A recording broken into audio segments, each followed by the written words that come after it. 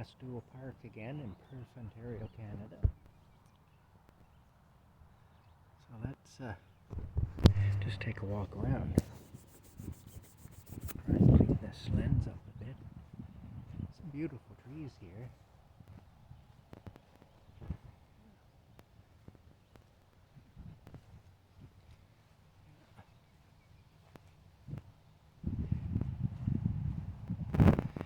Turned into not a bad day. It's a little breezy and it's a little cool. It's not bad.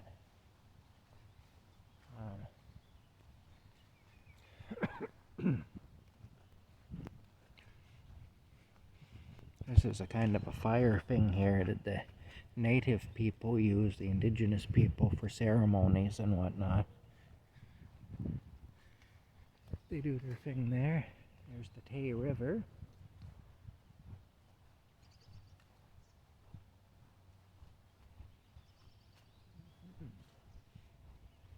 There are some beautiful trees here.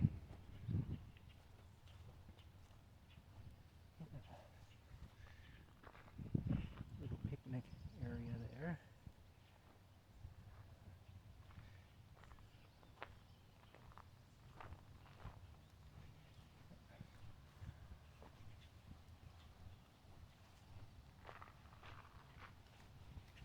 You see some huge trees.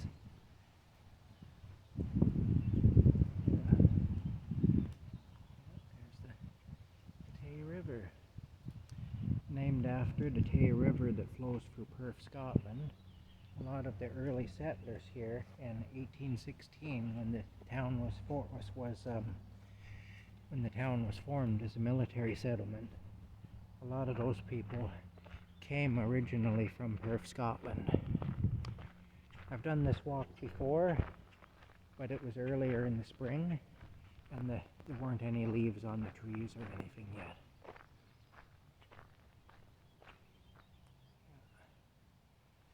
Kind of pretty, anyway. This is actually, it's in this area somewhere. I don't know exactly where, but it's in this area somewhere where the last fatal duel in Canada was fought between a fellow by the name of Robert Lyon and what was the other guy's name? Isn't that terrible? I can't think of the other guy's name now, but the duel was fought over a school teacher, a young woman. Anyway, and there was kind of a troublemaker in the mix too, who also was interested in this young woman, and he was stirring the pot, basically to eliminate the competition. Robert Lyon, he was killed in the duel. Actually, they fired at each other twice. The first time they both missed. Of course, those dueling pistols that fired the big balls and stuff, they weren't the most accurate things. So the first time they both missed, and the rules stated, if you were to follow the proper rules of a duel, if they miss on the first exchange of gunfire and nobody gets hit, well then the seconds, which were the assistants to the duelists, they were supposed to come together and see if they could arrange a truce. If no truce could be arranged, then the men would have to reload and fire at each other again. And anyway, Henry Lelivier was Robert Lyon's second, and he refused to negotiate a truce. He wanted at least one of those guys to die because that would eliminate the competition, you know, for this woman, because all three of them were interested in her. Anyway, on the second exchange of gunfire, Robert Lyon was hit, and They tore a shutter off a nearby house to use as a gurney, basically, or as a litter to carry him on. No cabin there, kind of neat. And they there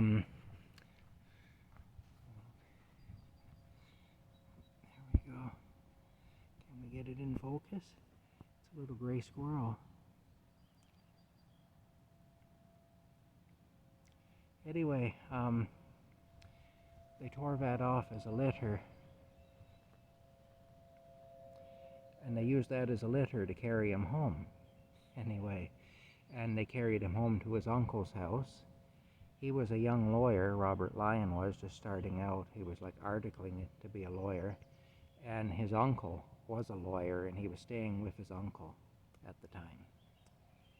And so they carried him back to his uncle's house, which is a house called Ingava, which is on the corner of Craig Street and Wilson Street East in Perth, and just kitty corner to St. John's separate school,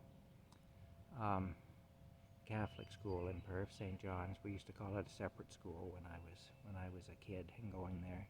That was called the separate school system, the Catholic school system, because it was separate from the public school system. Anyway, that squirrel's really enjoying those nuts, or whatever it is he's eating.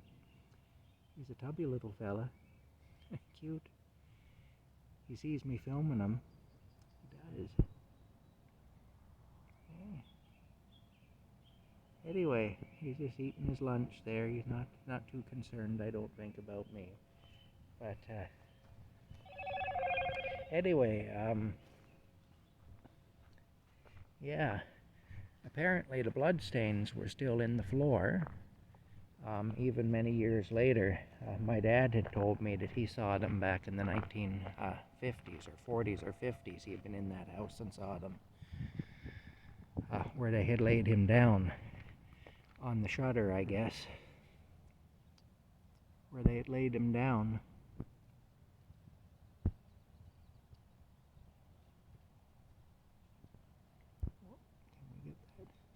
He's gone up the tree. There he is. Wait a minute now. We'll go back a bit here and see. Okay. Oh, there he goes. Oh, I don't know if I'm going to see him or not. I'm not very good at this. Anyway, bottom line is he ended up dying. The other fellow did end up on trial for murder, but he was acquitted because dueling at that time was still legal, and he had followed the rules of dueling. There's a black squirrel there, and so there really wasn't a case for murder. So he was acquitted, and he went on to be a judge, and he was actually on trial in the city of Brockville, Ontario, which is about an hour's drive from here, in a car. Of course, they didn't have cars back then, but it'd be a tougher trip back then. But that's where he was on trial. And years later, he became the judge in the courtroom where his murder trial had been held. And the story goes that on his first day as a judge in that courtroom, somebody found him sitting in the courtroom by himself, crying, just really crying like a baby. And they kind of sat down beside him and they asked him what was going on, what had upset him. And he told them the story, anyway, about how he had been involved in a duel over a woman. That woman ended up being his wife, but apparently it wasn't a very happy marriage, which is too bad after all that, But anyway, he told this person the story, anyway, of how he had been involved in a duel, and that he had killed a man, and that he had been on trial for murder in that courtroom so many years before. Yeah. Anyway, that's the story in a nutshell, of the last fatal duel. And after that, dueling was made illegal There's another town in Ontario that claims to have had the last fatal duel because there was a duel fought there after the duel between Robert Lyon and the other fella here in Perth. But that duel was technically not really a duel because dueling had been outlawed by that time. And so it was no longer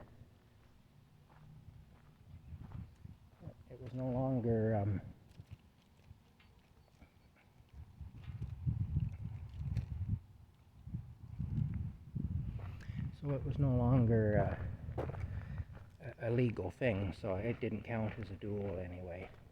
By that time it had become a criminal thing.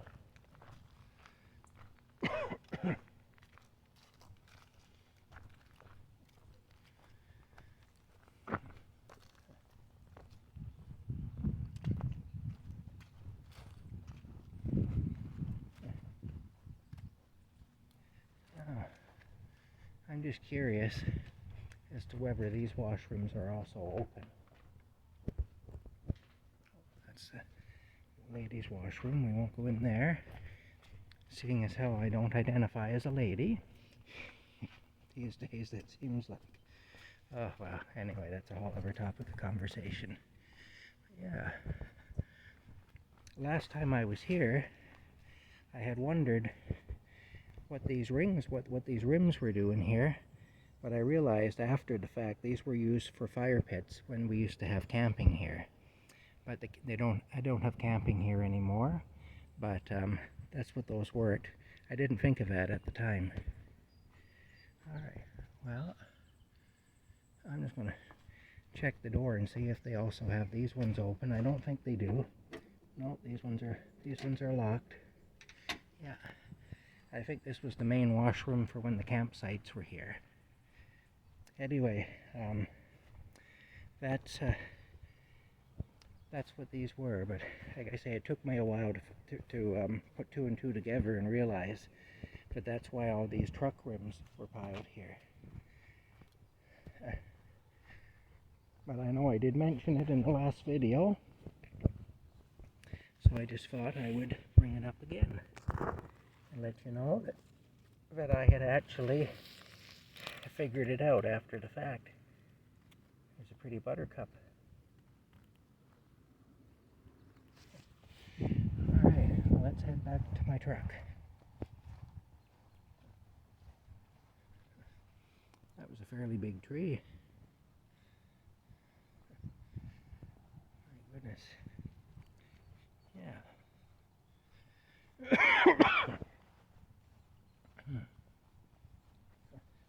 They got some trees growing at odd angles here.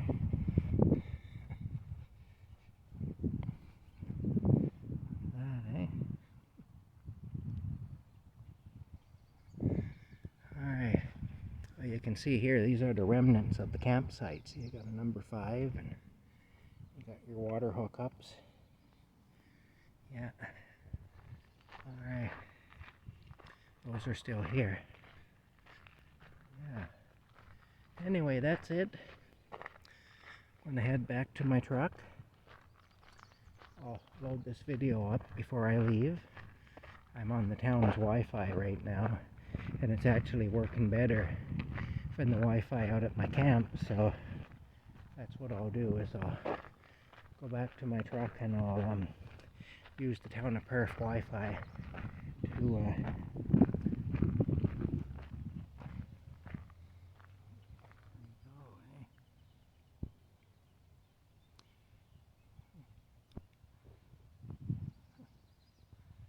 It's nice to see the birds and everything, you know. It's kind of nice to see that.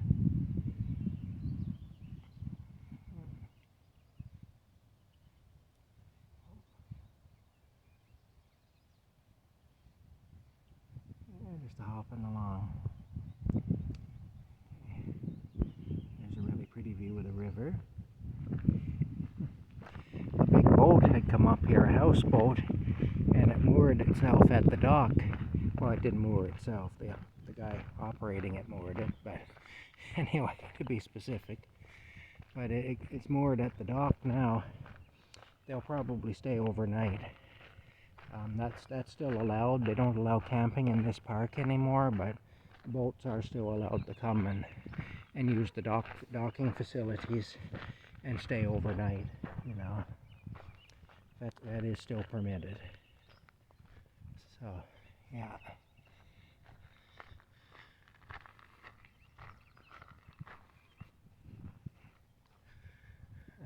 We've had so much rain, the ground is saturated in places. Anyway, it did turn out to be a really nice bright day. And that's kind of awesome because it wasn't supposed to be. There's a willow tree.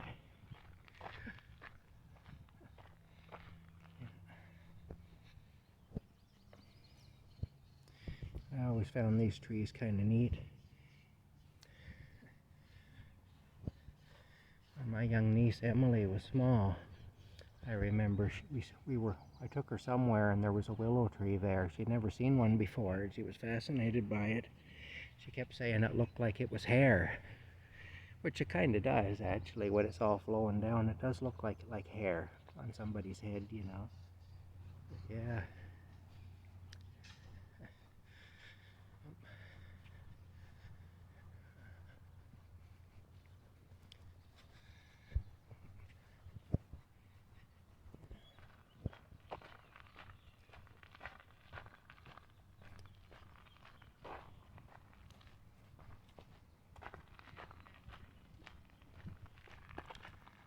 Hello.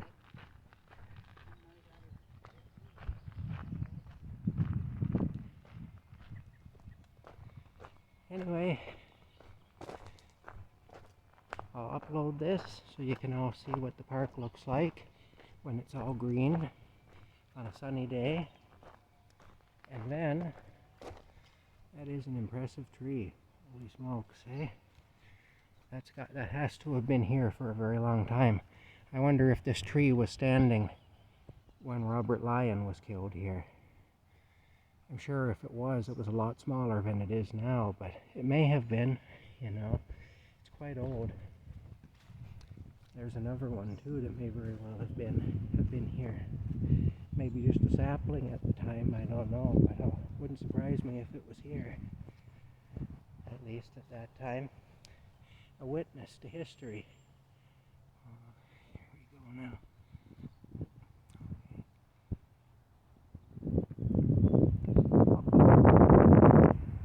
Looks like a couple of black squirrels are having a conference up there.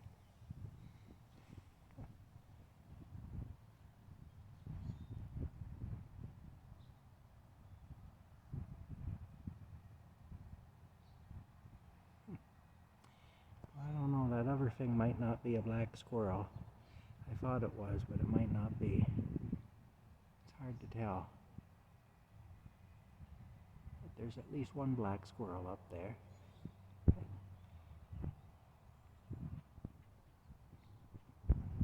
Kind of fascinating little creatures. Alright. Okay, well.